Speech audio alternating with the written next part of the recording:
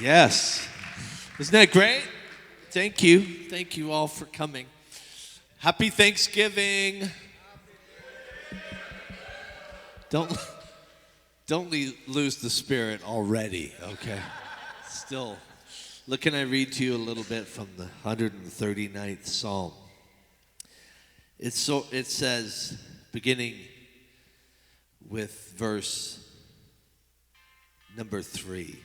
You see me when I travel, when I'm at rest at home. You know everything I do. You know what I'm going to say even before I say it, Lord. You go before me and follow me. You place your hand of blessing on my head. Such knowledge is too wonderful for me, too great for me to understand. I can never escape your spirit. I can never get away from your presence. If I go to heaven, you're there. If I go to the grave, you're there. If I ride on the wings of the morning, if I dwell on the farthest oceans, even there, your hand will guide me. It says, you made all the delicate inner parts of my body. You knit me together in my mother's womb. Thank you for making me so wonderfully complex. Your workmanship is marvelous. How well I know it. Amen to that? The girl you're going to meet tonight is fearfully and wonderfully made, and she knows a little bit more about it than most because she's had a life of medical challenges. And I'm so glad that you get to meet Adi Sellis, my friend. Would you give her a hand, please?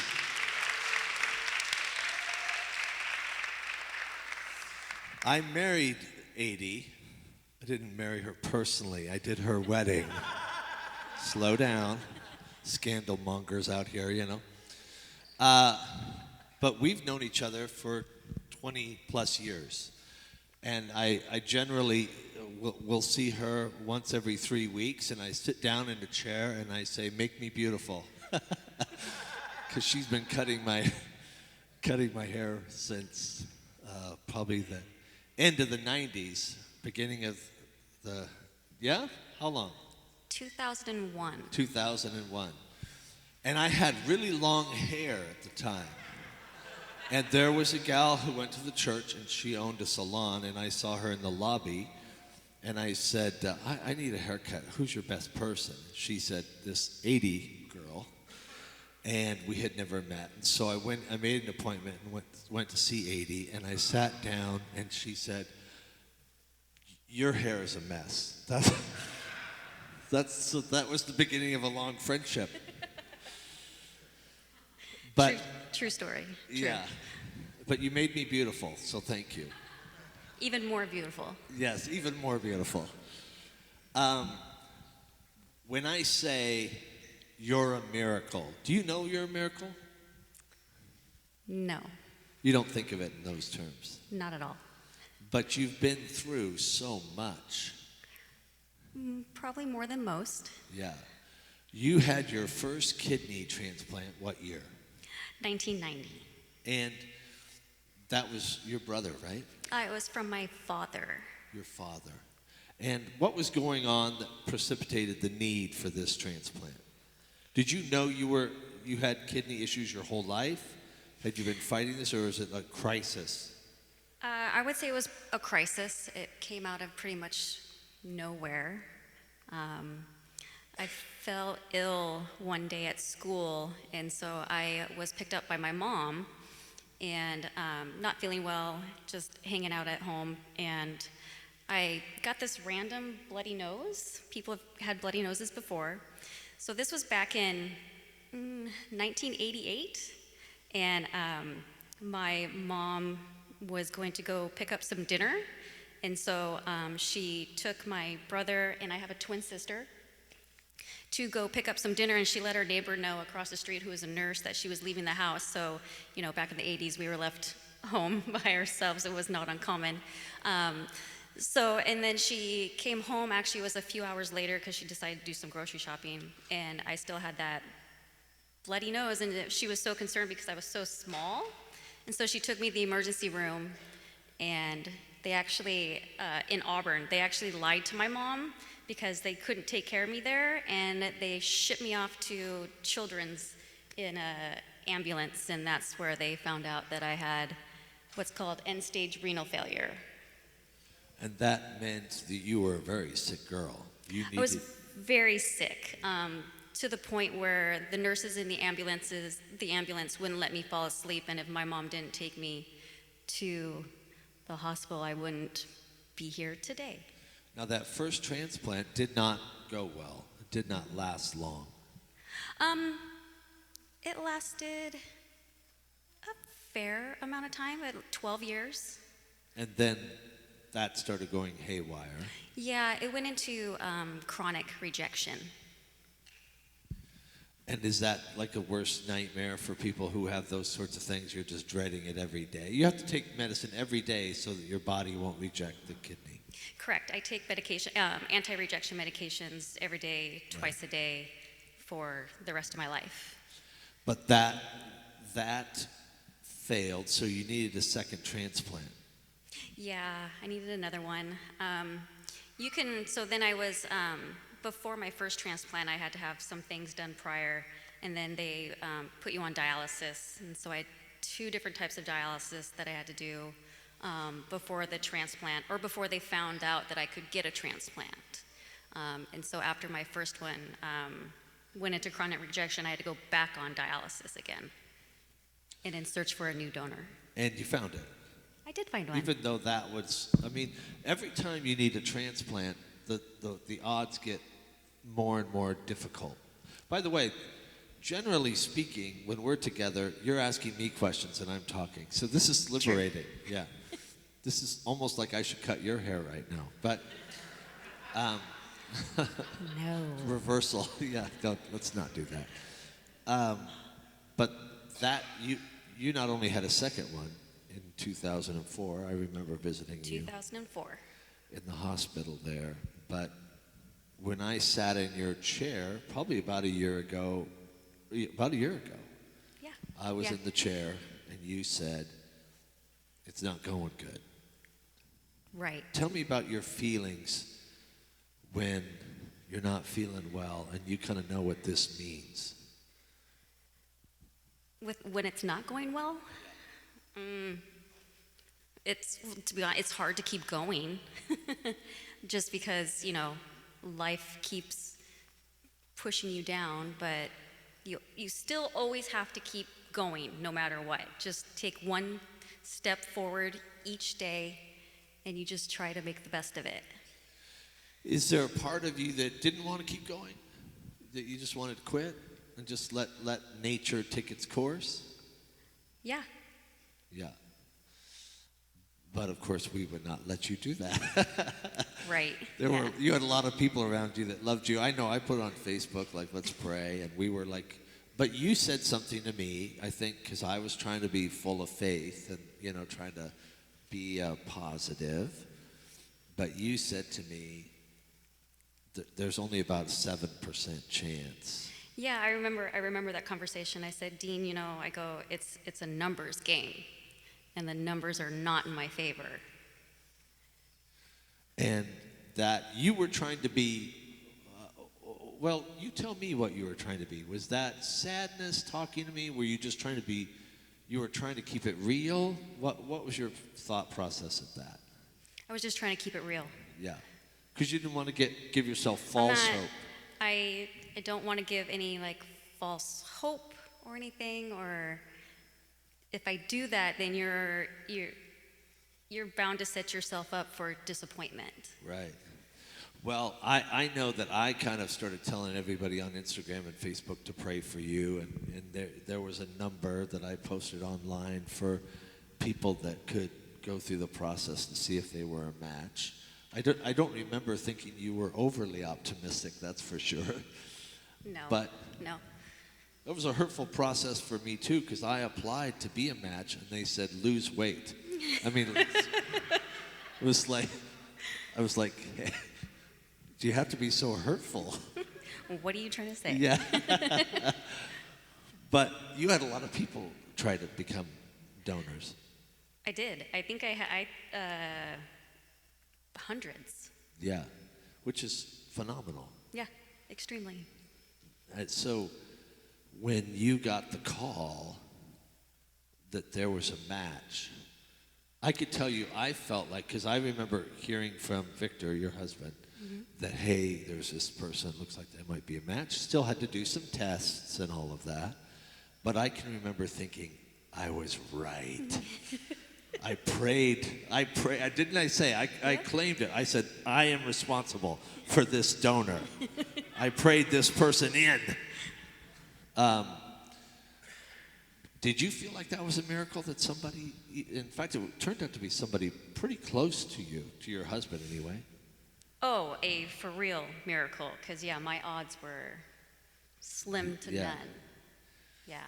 I didn't actually know him. He knows my husband. Yeah, and works with or worked Yeah. in the past with your husband.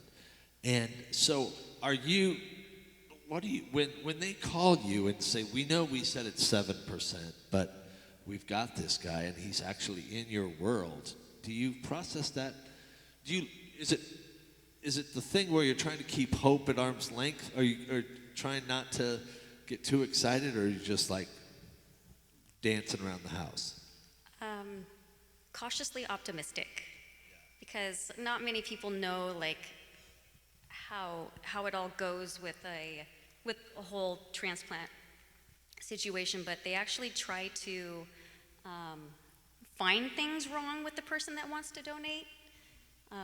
Like say they're a little overweight kind of thing? Maybe, but they do it out of caution for safety and the health of the donor, and so I was just staying cautiously optimistic. But when I initially found out, it was through my husband at my job. Tell me that story. My husband came in and got a haircut, and he told me he had something to tell me, and he pulled me in the back. It was before his haircut, and privately, we have this back area. It was private, and he's like, "Go ahead and take a seat." And right then and there, I was like, "What's going on?" Like it felt like bad news. Yeah, you thought something had happened to your It folks. felt like really bad news. And he goes, "Go ahead and take a seat. I have something to tell you." I was like, "Okay." And my heart's like pounding, like, "What's wrong?" And he goes, after he said that, he said, "I don't know if you're going to want to cut my hair after this." I was like, "Oh my goodness, now what?" You thought he had been up to mischief and he was going to confess or something. Yeah, I mean, I took it like it was going to be really horrible news. Yeah. And he could barely even get it out. He was just sobbing. Beautiful. And told me that they found a donor for me. I'm going to have to work with Victor on his delivery. His delivery was terrible. Because that's not how I would have done it, really. No. But that's in the past. So, now you and we've known each other a long time. I don't remember thinking you were like a super spiritual person when we met. You had a dimension to that. But over the years, that has grown. Yes. Talk about that journey and how it's changed how you process things like this. Because I don't know this. I'm going to say it, and feel free to say if it's wrong. But the girl that I met in 2001 probably wouldn't have said that that's a miracle. Would you have said that? Would you have processed the world that way? Or is that something the new 80 understands in a way that the old 80 didn't? Yeah, at the age of 21, yeah, I probably wouldn't have spoken that way. But in the journey of spirituality and loving Jesus and the way that my life has gone in my favor, even due to all the adversity that I've had, my faith has grown exponentially throughout the years. Even through all this, Even throughout all almost of, because of it in some it, ways. yeah. We have been through some bad days. Your mom passed away. Yes. Your father is battling some pretty serious medical things. I mean, we've had bad days together, but you just keep. To me, you seem full of faith. When Victor called me and said the surgery went great, hallelujah. It was 7 months ago, yes? Yeah, it was. It's 7 months on the 18th. Yeah, isn't that awesome?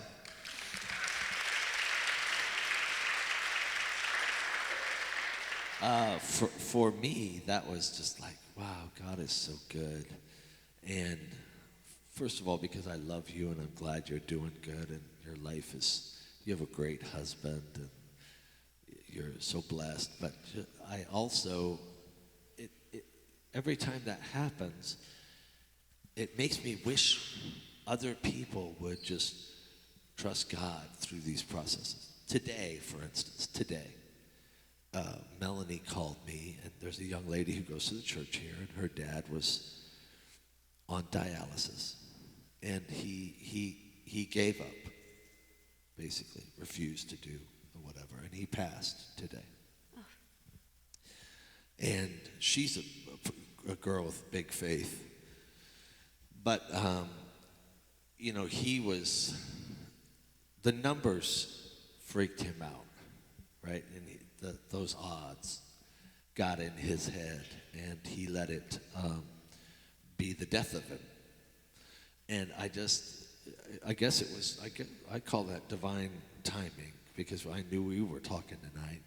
And then this morning I'm talking to this young lady, and I just know there's a lot of people out here, and it may not be a kidney transplant they're waiting for, but by God, they need a miracle. And they don't think of themselves as,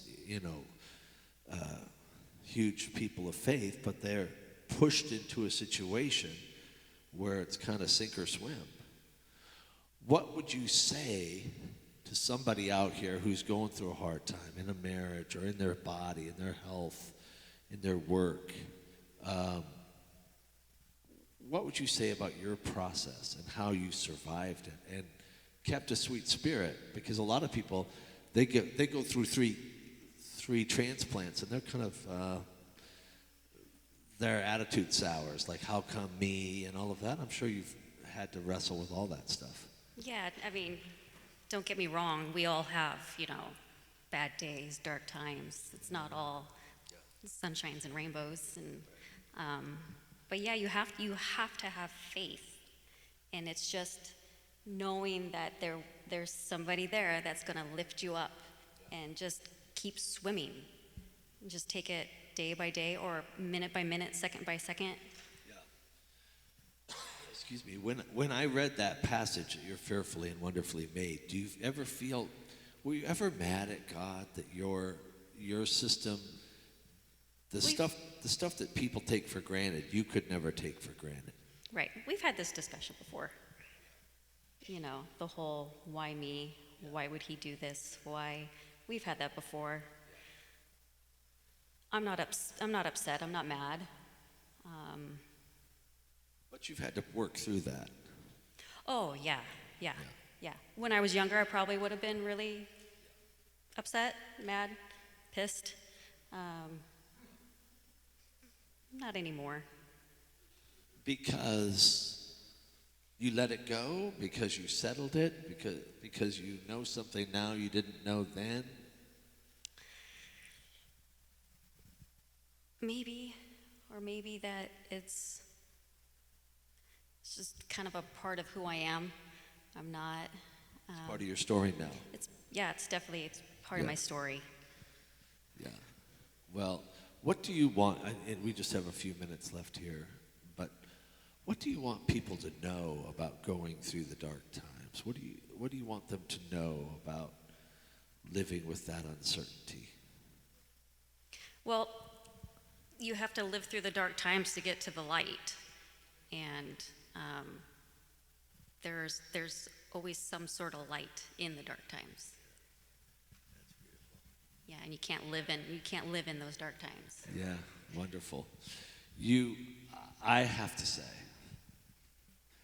I'm so glad that you said yes, because I didn't think. When I asked Adi to do this, I had Melanie call because I thought it would be harder for her to say no to Melanie. I thought for sure she would say no to me. But she likes Melanie more than she likes me, so I thought, okay. So Melanie's like, you should call 80. And I'm like, I think you should call, because she's going to tell me no. But you said yes. I did. And you said yes because you knew somebody might need you here, this story. For sure. Yeah.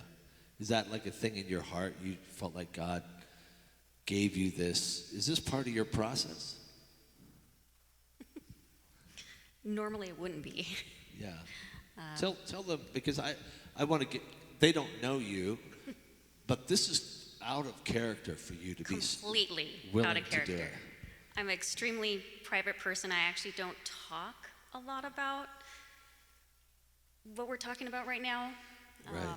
I keep a lot of it to myself, but I really thought that, yeah, if I could at least just help one person, it's all worth it. You helped a lot more than one. Can we thank AD, please?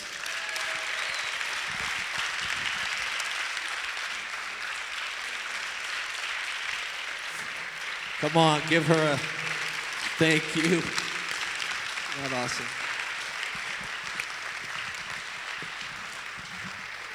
God is so good. You could be seated.